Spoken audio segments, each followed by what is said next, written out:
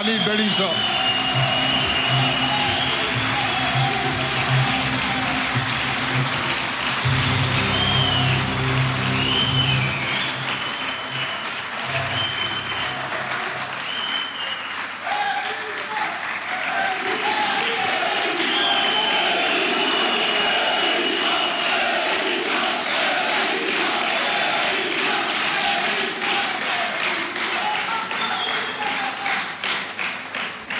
Një falënderim shumë përzemërt dhe mirënjohje të pakufishme ndaj jush. Burra dhe grave të rjetëreja të kësaj malësie. Malësie madhështore do ta quajmë sot në malësinë e madhe.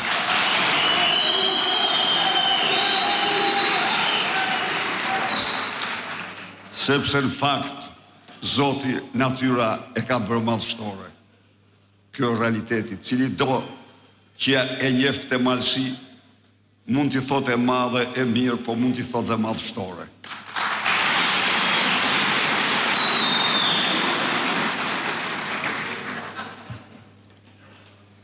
I dashur Luciano, kryetar drejtues politik i qarkut Shkodrës,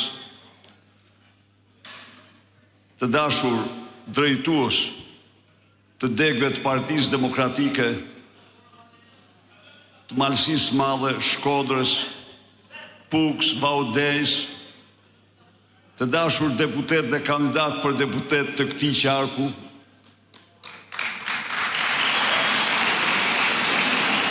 është nder i madh shumë të vi sot tek ju për të paraqitur një program të cilin nuk e kam paraqitur kur në 34 vite. Një program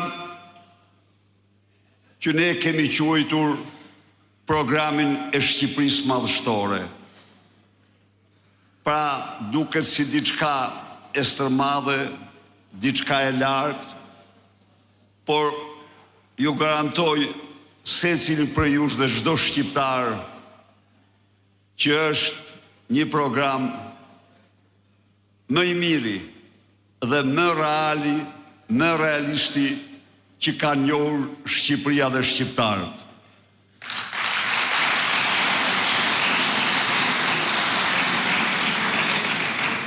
Dhe u garantoj se Ramadan Lika dhe Aurel Marku dhe deputetet e Shkodrës, Vaudejs, Puks dhe të marrë Shqipërisë do të jenë garant absolut të zbatimit të këtij programi në çdo nen dhe çdo premtim të tij.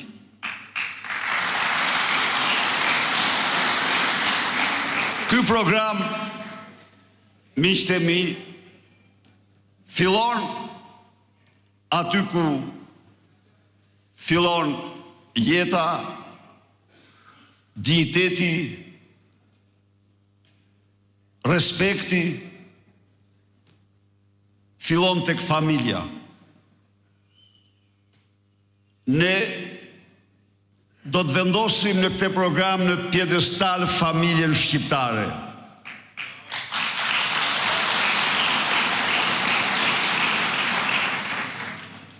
Po ta shohësh në shumë anë, kjo malësi ka patur shumë anë madhështore.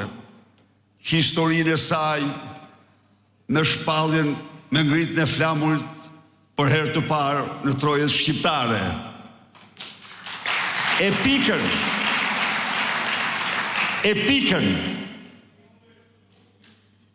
e hotjanëve, e grudasve, kundër padrejtësive të Kongresit Berlinit. Kryengritja me qëndresën ndaj pushtimit komunist të burrave të kësaj malësie të udhëhequr nga Prekcali.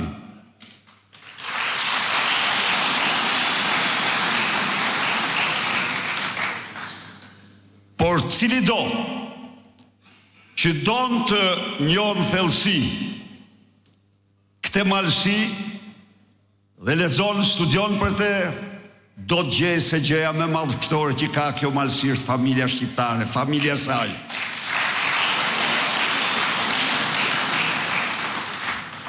Një udhëtare shumë e vëmendshme, e cila udhëtoi disa herë në viset e veriut, ka një përshkrim të një natë që kalon në një familje në malësi të madhe. Familje patriarkale i zoti shtëpisë, 100 vjeç, me një pastërti shembullore, me një mikpritje dhe harmoni të papërshkruar. I zoti shtëpisë i thot të nesërmen duhet rish dhe 2 net. Dhe kjo shkruar, nuk arrita do të rri, thot, por ndjeva keqardhjen më të madhe që u largova nga ajo familje, e cila ishte një institucion i vërtet. Ajo foli për një familje, por të tilla kanë qenë familjet shqiptare. Ato janë institucionet vërteta dhe ne do ta vendosim familjen në pjedestal.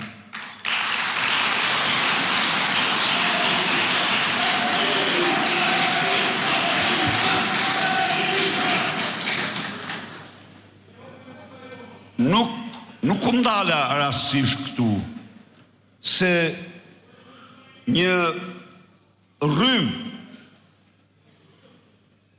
një agresion kundër familjes fryu në mbar botën dhe absolutisht nuk kishte asnjë frymëzim tjetër veç frymëzimin përtej marksist, ekstremist përtej marksist.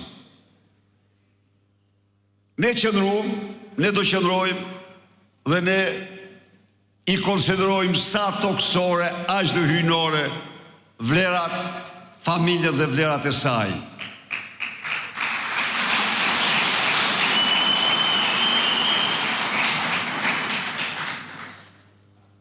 Të dashur miq, Shqipëria në 12 vite ftoi si eci, cili ishte drejtimi i saj. Këtu unë ftoj çdo shqiptar, çdo banor të kësaj malësie pavarësisht nga bindjet politike, t'i shtroj vetës disa pyetje. Ku i ka fëmijët, miqt, njerëzit që para 12 vitesh i kishte këtu? Sa prej tyre janë larguar nga malësia e madhe dhe Shqipëria në këto 12 vite? Të shtroj pyetjen, po pse u larguan këta? Çfarë i detyroi të largohen këta? Dhe çdo njeri prej nesh, çdo njeri prej jush, nuk mund gjej përgjigje tjetër veç se varfëria, papunësia. Këto janë shkaqet. Shqiptarët tani nuk largohen më nga kurioziteti për të pa një vend, për të pa një tjetër. Jo, i kanë patën, u bën 30 vite, kanë dalë, kanë hyrë, kanë shkuar, kanë ardhur. Nuk shkojnë më. Hajtë dalim të shohim mirë, jo. Por janë me mira familjet, të cilat në sofrën e tyre nuk kanë me ushqim për të gjithë fëmijët e tyre, për të gjithë familjen, jo. Dhe detyrohen të thonë, shko djalë, shko vajzë pa shfatin, gjej fatin tëmë, se këtu kaq kemi. Sepse, fare thjesht, kjo qeveri, në vend se taksat që mbledhte nga ju, ti shpërndante me drejtësi, duke u kthyer një pjesë të mirë ju në rroga, pensione, shërbime. kjo qeveri i zhduk ato në mënyrën më të paimagjinueshme, si asnjë vend tjetër në Europë dhe në botë. 12 vjet më parë, pensionet dhe rrogat minimale në Malzi ishin më të ulta se në Shqipëri. Sot, pensioni është 3 herë më i lartë se në Shqipëri në Malzi. Po nga i dole, çfarë pasurie ka Malzi më shumë se Shqipëria? Absolutisht asnjë të 5-ën, asnjë të 10-ën nuk e ka. Jo, por ka qeveri e cila taksat që mbledh i ndan për rroga, i ndan për pensione, i ndan për shkolla, i ndan për shtetësi, për rrugë, dhe nuk i vjedh. Nuk i vjedh në këtë mënyrë. Pra, ku shkuam ne? Ne shkuam, unë të citosh sa të duash statistika, po disa janë më tronditëse. 18% e familjeve nuk u japin dot fëmijëve 3 vakte. 41% e familjeve nuk u japin dot ushqimin e duhur. Ku shkuam ne? Ne shkuam sot, një pjesë e madhe e pensionistëve nuk marrin dot ilaçet. Mram takova një pensionist, Mohamed Gashi, jam nga Puka, më tha. Unë tha, ai kam punuar 45 vite. Kam punuar shofer, kam punuar këto, dhe tani kam dalë me një pension 67.000 lekë. Tokat në Pukë i kam marrë, por një pjesë ja fala kishës dhe bravo i qoftë, ndërtuar një kishë aty tha.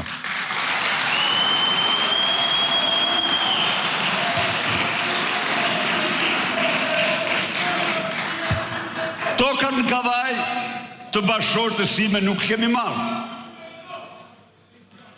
Tani t'i lam fjalimet dhe t'i lam filozofin. Po ky njeri që ka punuar 46 vjetë dhe merë, të më falë për krahasimin, merë sa gjysma e pagës që Gjermania paguan për qenin e shtëpisë. 130 euro paguan. A ka njerëzim më të madhe se kjo? Pse kjo është mundësia? Jo, mor, kur nuk është mundësia kjo. Jo, kur. Se kur erdhi punat e rrogat e larta, o miqtë e mi janë më të larta në Ballkan në Shqipëri.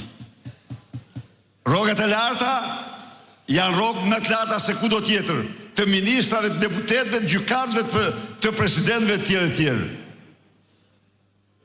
Pa ata të cilët u përjashtuan ishin pensionistët.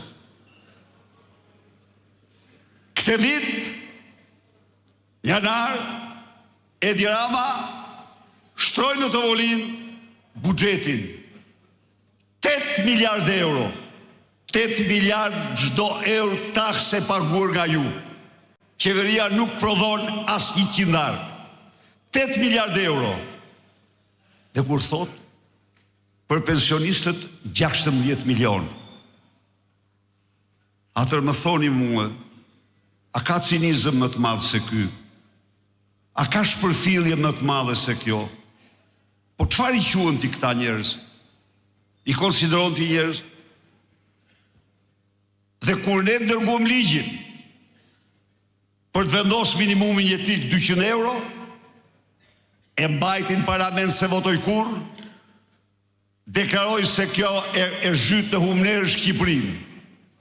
Unë jam këtu para jush, edhe ju lutem të trokisni se unë do doja shumë të mos maja asnjë fjalim në përbitingje, po të shkojë trokisja në çdo derë, tek çdo shqiptar, tek çdo malsor, tek çdo malsore, dhe të ulemi të bisedoj me te. Jo absolutisht, nga ky 8 miliard që janë këtu në Tovolin, do të ndahen ato të cilat do hipen 200 euro çdo shqiptar, dhe nuk ka shqiptar që mund të marrë pension në 200 euro.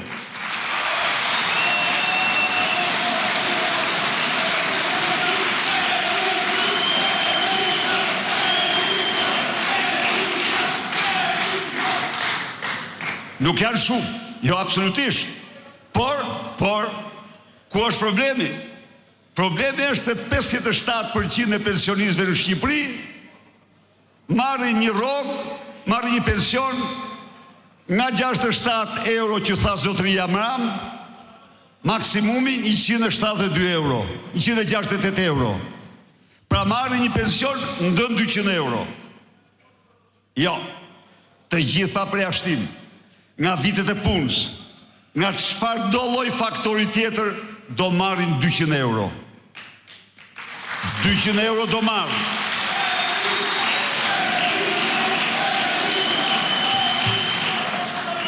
€200 do marrë. 200 euro do marrë. Çdo i pa punë, çdo person në ndihmë ekonomike. Dhe jo vetëm kaq. Secili prej tyre do ketë kartën e konsumatorit. Çfarë është ajo? Ajo, të gjitha mallat që blenin në dyqane për ushqime dhe gjërat bazë, do t'i blini më lirë se të tjerët. Po, 20% më lirë. Të vëshën dhe u kthejnë. Dhe do merrni, të nderuar, do merrni 450 euro në vit sipas llogaritive sotme dhe sa të shkojnë për ushqimet pa TVSH.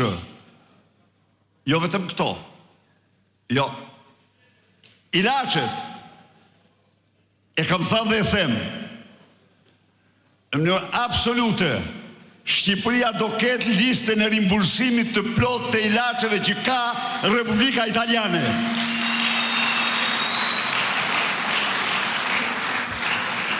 Jemi larg italianëve ne, me gjendje ekonomike, po me ilaçe do të jemi një lloj si ata.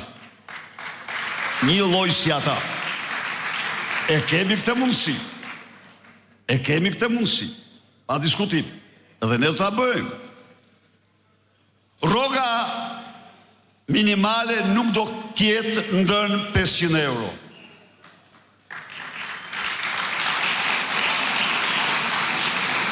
Me çdo biznismen i them,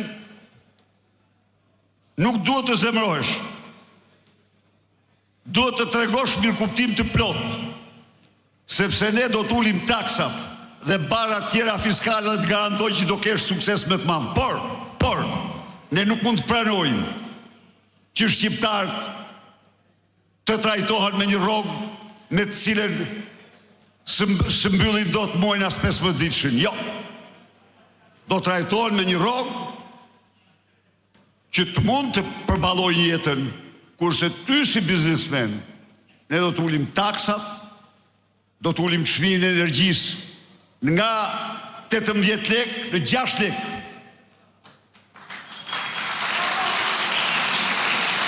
Sot isha në tregun e Tiranës dhe i them një zonje, do ta ulim çmimin e energjisë.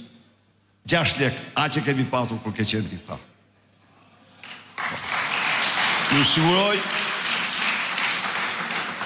nafta, po ka një mënyrë për t'i rënduar qytetarët, shkon dhe i dhe naftës taksën 1.1 euro, në një kohë kur tjerë të dashur miq e shesin naftën në pompë, 1.1 euro. Ky 1.1 euro i merr taksë. Ky, me këtë çmim, ka inkurajuar gjithashtu kontrabandën. 300.000 tonë është kontrabanda e naftës minimumi në Shqipëri. Brenda 100 ditëve të para, barra fiskale mbi naftën zbret në nivelin e Maqedonisë dhe Kosovës, se ne tani kemi rënë aq në grop sa duhet marrim një shembullin të ngjitemi ku janë Kosova, Maqedonia, Malizi dhe pastaj të shohim më lart. Kosova e merr naftën nga Durrësi, e shet 40% më lirë në Prishtinë. Kjo merr fund. Nafta s'do mund të shitet në Shqipëri, kur më shumë se plus minus 10% me çmimin që do shitet në Maqedoninë, Kosovën dhe në vende tjera. Çdo njeri do ta di se në çmimin e naftës nuk rëndohet vetëm ai që ka makinën. Rëndohet secili prej atyre që blen, mbasi çmimi i naftës është çmim transporti për mallrat. Pra, me këtë paket ne japim një frymarrje. Ne në një farë mënyre edhe rikthejmë dinjitetin e njerëzve. Njerëz që sulen dot me pi një kafe. Njerëz që rrinë në stola, burra që kanë shkri, gra që kanë shkri jetën e tyre në punë. Dhe tani marrin një shpërblim qesharak. Merr fund kjo. Merr fund. Ne fillojmë me këtë paket dhe i garantoj pensionistët edhe rrogulltit do kenë kartën e konsumatorit. Po. Çfarë ka ndodhur në Shqipëri, miq? Ajo që s'ka ndodhur në asnjë vend tjetër. Cila? Rrogat minimale kanë mbetur minimale, rrogat maksimale janë bërë stër maksimale. Nuk ka vend demokratik që e bën këtë. Mendësi staliniste. Në diktatura ndodhte kjo. Kryetari i presidiumit mirëte 32.000 lekë, pastruesja e presidiumit mirëte 4.000-5.000 lekë. Sikur ajo s'kishte fëmijë të ushqente. Jo. Në Shtetet Bashkuara të Amerikës, rroga mesatare dhe rroga e presidentit ndryshoi 4 gjerë 5 herë, as pak më shumë. Jo vetëm atje, kudo. Kurse në Shqipëri 10 herë, 11 herë. Merr fund. Rrogat e larta do rrinë aty, po do rrisim tultat dhe mesataret. Rroga mesatare do shkojë 1.200 euro dhe ju garantoj ju se ky vrap nuk ndalet gjersa ne të paguemi më mirë se të gjithë qytetarët e Ballkanit. Sepse ne jemi më të pasurit. Sepse pasuritë tona prallore nuk ka asnjë vend tjetër. Sepse ne do të ndezim fuqishëm motorët e Made in Albania. Përshtyroni për një moment territorin e kësaj malësie. Çfarë pasurish prallore, çfarë pasurish me famë botërore i ka dhënë natyra edhe Zoti kësaj toke? Cilat janë prodhime? A ka prodhime më cilësore se në malësi? Absolutisht nuk ka. Ku janë djemtë të saj? Duke punuar në fermat e vendeve tjera që s'kan as gjysmën e këtyre prodhimeve. Ndaj dhe ne i rikthehemi prodhimit. Vendosim sistemin me tul taksave. Garantoj biznes e vogël. Se energjin do e ketë me 6 lekë.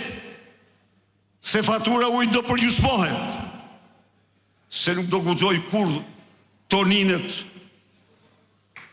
becët, apo tjerë t'i çojnë ato taksa në njëherë dhe 10% të xhiros.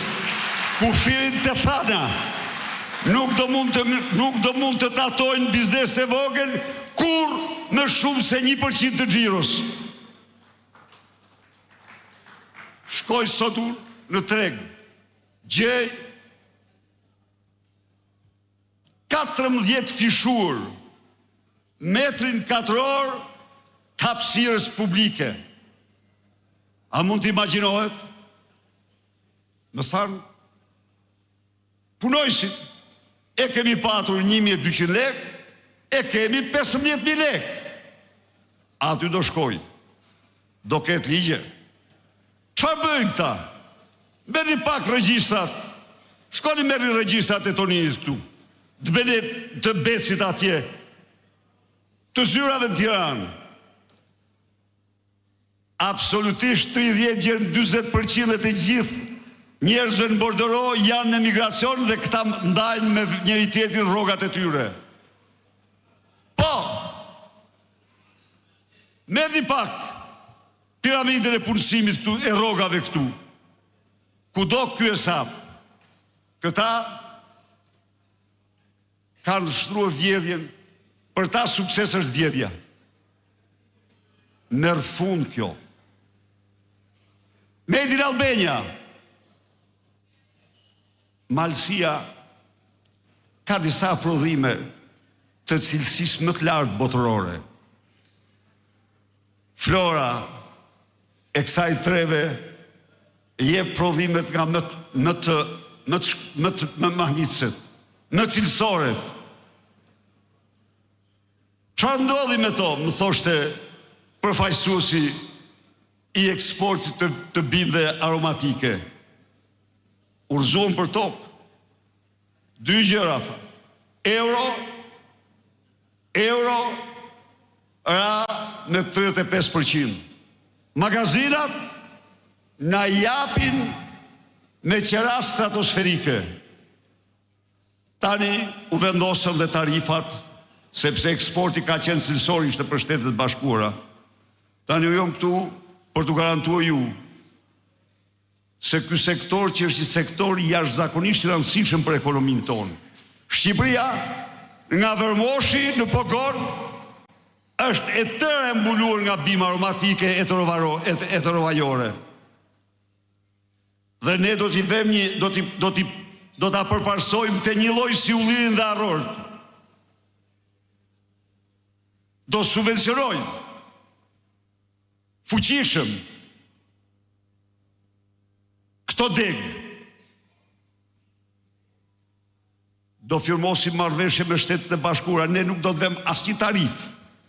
Dhe jam i bindur që kjo politikë, duke mos vendosur asnjë tarif për mallat e Shtetet e Bashkuara, do bëjë që edhe ata të heqin tarifat për bimë pjekësore dhe për mallat tona në Shtetet e Bashkuara. Do e ngrem në këmbë të sektorit.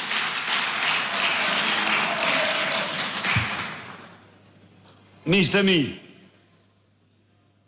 unë ndala tek prodhimi. Fermeri shqiptar shkoi drejt falimentimit me shpejtësi këto 12 vite. Sepse firmosën Ballkanin e hapur, duke i thënë Bashkimi Evropian mos e firmosni. Bashkimi Evropian është hapësirë tregtisë së lirë, por tregtisë me rregulla. Jo tregtisë që të falimentoj njëri për shkak të tjetrit. Në qoftë se Serbia ka subvencionuar fermerët e saj minimumit 5 herë më shumë se Shqipëria. Normal që fermeri shqiptar nuk mund të prodhojë, nuk mund të shes me atë çmim që shet fermeri serb. Dhe ky bënte mashtrim në kamionit, se kamionit i duhet 1300 vjetë në dogana, marzira e mbushi tregun me prodhimet Shumadis, me prodhimet të Tadjikistanit, sepse ata janë lidhur në marrëveshje edhe me Rusinë, dhe fermat tona falimento njëra pas tjetrës. U premtoj fermerëve se në mënyrë absolute prodhimet e tyre sezonale do të mbrohen dhe vetëm do të mbrohen. U premtoj fermerëve se para 2 ditësh më mori në telefon një fermer Hipogradesit. Doktor, tha, ne mbaruam. Në qoftë se ju, tha, mua po më kalben 2000 ton patate. Në qoftë se ju nuk na jepni një mbrojtje sezonale, ne s'do të mbjellim më. Nuk ka vend që s'u jep mbrojtje sezonale. Ju them unë se ne nuk kemi shpikur ne mbrojtje sezonale. Mbrojtje sezonale ju jep çdo vend fermerëve, dhe do japim. Do financojmë. I garantoj fermerët se do financojmë çdo njësi prodhimi, subvencionojmë. Do subvencionojmë çdo fidan të mbjellur. Do subvencionojmë çdo kokë bagzi. Po. Taksa asimetrike, taks diskriminuese për fermerët merr fund. Do t'jetë simetrike dhe do t'jetë fermerja që do përfitoj nga taksa. jo përpunuesi, i cili në këtë sistem të sotëm nuk ka levërdi të blej prodhimet e fermierëve shqiptarë në ato të importit. Jo. Do vendoset të vëshëja si në shitja dhe ashtu dhe në blerje. Këtu, siguria ushqimore është pas siguria me madhe, e keni ndëgjua vetë. Njerë dalin mandarinat, njerë tjetër dalin të tjera, njerë tjetër shpërndajt salmonele cila arrin gjerë në surel, egzakt për ja u them ju këtu se ja u kam thonë tjetër kundë, smurë dhe e vetë dhe genjen mjekun i thot, u smura se kam breshka në shtëpi. U smur nga salmonela që erdi me pula. Erdi nga deputetet e ti. Erdi nga deputetet e ti salmonela. Mishi infektuar. Nuk ka si siguri. Dhe kur shkoj në spital u tha, e kam se mbaj breshka, unë me dhanë breshka salmonela. Qa breshka? Fileto pule.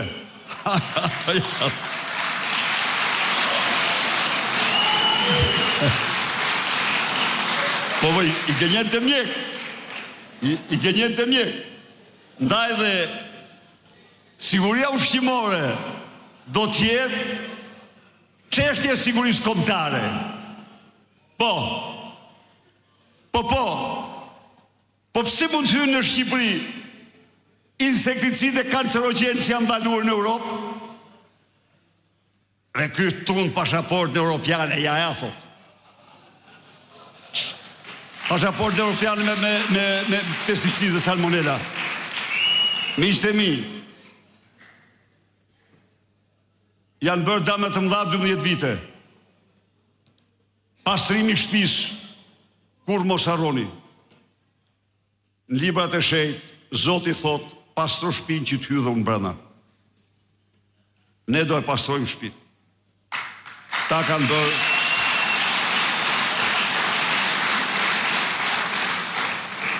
Se normal ka një pyetje, normal. Ku do gjenë këta para kjo qeveri do thonë? Unë ju siguroj ju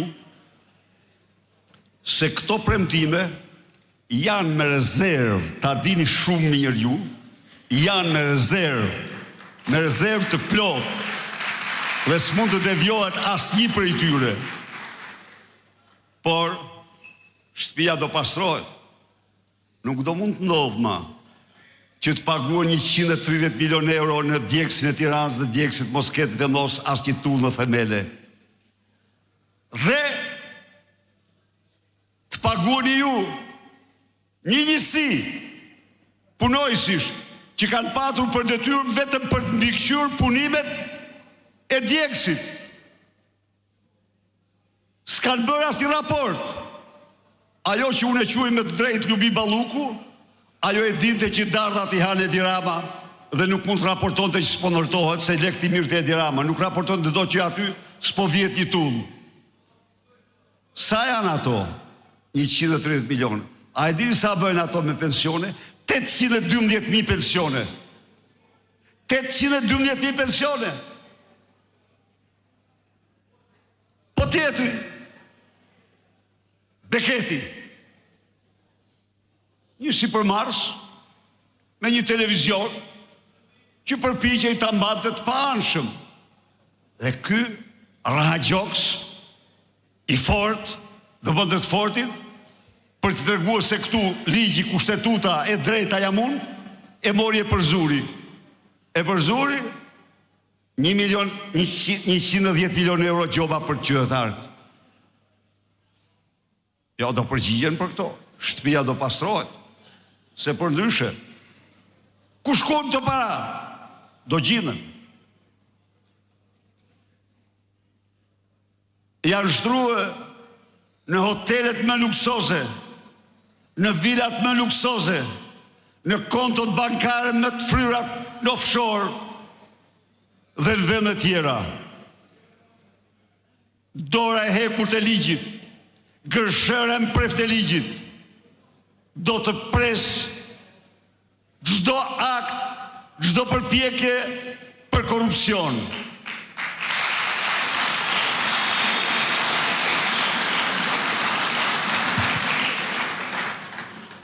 Tani, çfarë suksesi paraqesin këta? 12 vjetë. Ta paraqesin sukses mbjelljen e Shqipërisë me kanabis. Këta paraqesin sukses shkrirjen e shtetit me krimin. E thash dhe në Shkodër, deputetet e qarkut Shkodrës janë deputetet e Dobraçit. Po, bankomat. Aty është Enveri, ai tjetër Ilirës me radhë, se tjerët janë në burg. Ajo, deputetet do t'jenë tujt, do t'jenë të qytetarëve. Edi Rama të shkoj me ta. Dhe e garantoj që do shkoj tek ata në këtë mënyrë me këto që bënë. Pra, zero tolerancë ndaj krimit të organizuar. Qytetarët do votojnë të lirë. Nuk mund të ketë arrestime dhe burgosje politike. Një vend që aspiron në Bashkimin Evropian s'mundet kur të shkojë si Korea e Veriut apo Tunizia drejt tij. Të dashur miq, tani përpiqet të fshihet pas gishtit. Thot që, unë kam 28 vjetë në pushtet, po ka dhe Berisha, thot, po ka që dhe më shumë, thot edhe, ja që është mashtrim i madh. Unë, u them ju, i them çdo shqiptari, Sali Berisha, në mënyrë absolute, dhe asnjëri s'do të gaboj, nuk e ka nis këtë rrugë. Nuk e ka nis kur këtë rrugë kësaj here, as për pushtet të vetin, as për pasurim të vetin, as për problemet të fëmijëve të vet, apo një për vëmbesave kur. Jo.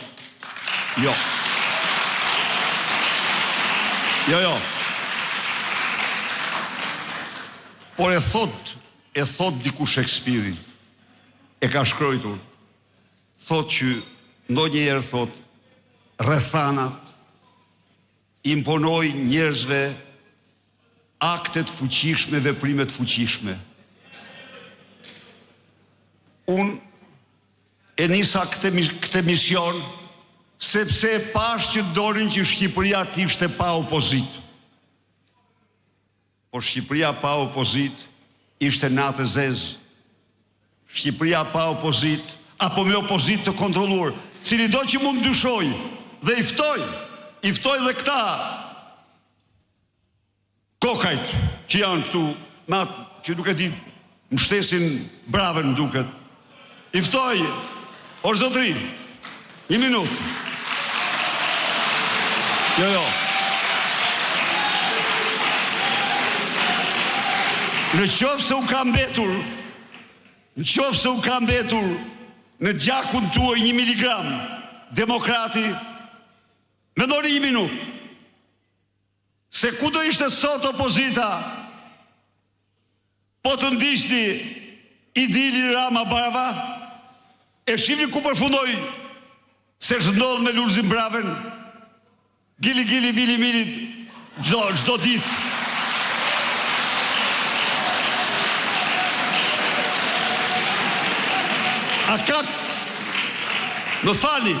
A ka keq përdorim më të madh se ky? A mund të pranoja unë një gjë të tillë? Kur?